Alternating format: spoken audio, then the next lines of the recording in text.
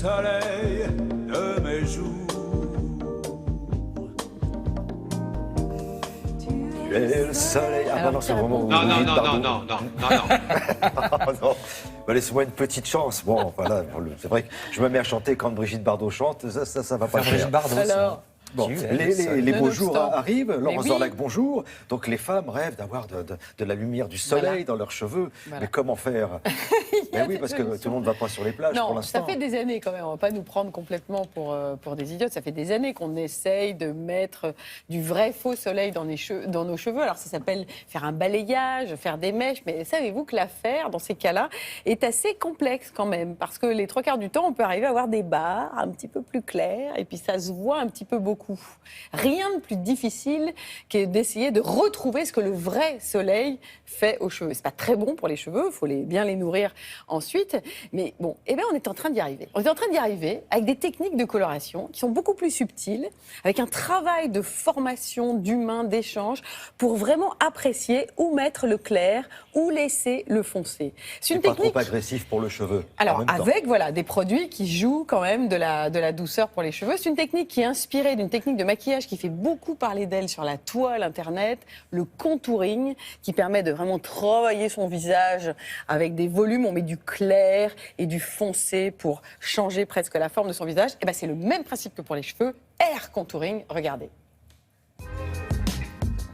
Le hair contouring, c'est une méthode de diagnostic en fait, où on va essayer d'approfondir le diagnostic avec la cliente et son choix de coloration. Un vrai bon coloriste est la personne qui a une perception de la carnation et du pigment. Alors ça veut dire quoi? Ça veut dire qu'en voyant une personne, par rapport aux yeux, par rapport à la carnation de la peau, par rapport aussi à la carnation naturelle du cheveu, essayer de trouver ce qui pourrait matcher avec le naturel. Par rapport à Charlotte, on a besoin d'illuminer en fait son visage. On n'a pas forcément besoin de gommer les choses, mais d'illuminer. L'objectif, c'est réellement de travailler sur toutes les bordures très très proches du visage, apporter le maximum de lumière, donner justement des impulsions aussi de clair à l'intérieur de cette masse-là. Dégager la ligne des yeux, d'accord, tout en conservant quelque chose de très naturel en termes de coloration. Ça vous va? Très bien. Avec Denis, et on va travailler en fait des impacts de couleurs et jouer entre les ombres et les lumières. On va vraiment essayer de souligner le contour du visage, d'accord, de façon très symétrique. Marie, on va plutôt essayer de se dire que le contouring, ça va être garder la profondeur de son cheveu, mais par contre, elle est noyée sous sa masse de cheveux. C'est-à-dire qu'elle n'a pas forcément envie de couper court, mais elle a envie quand même de garder de la légèreté et que ce visage soit illuminé et ressorte.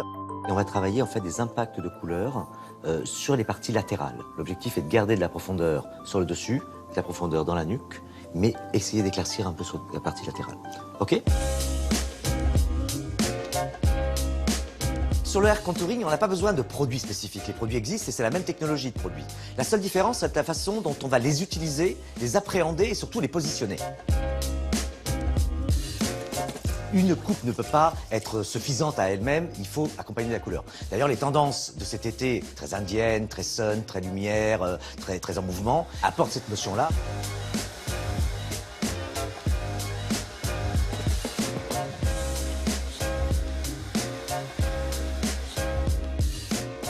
Aujourd'hui, la coupe, elle va être sublimée par cette approche justement d'ombre et des lumières qu'on va créer justement grâce à cette approche de coloration, le hair contouring.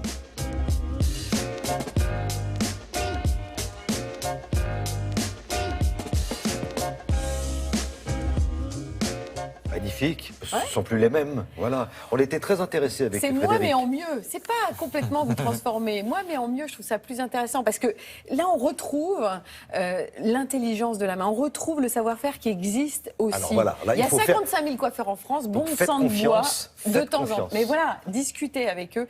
Et évidemment, la coloration à la maison, c'est très intéressant en dépannage. Moi-même, je trouve ça très intéressant en dépannage. Mais on ne peut pas renier le fait que parfois, ça fait casque. Ça fait trop brun ou trop blond d'un coup. Quand on s'adresse à un professionnel, on doit pouvoir parler de cette appréciation des couleurs. Alors le mot est un peu gadget, air contouring maintenant.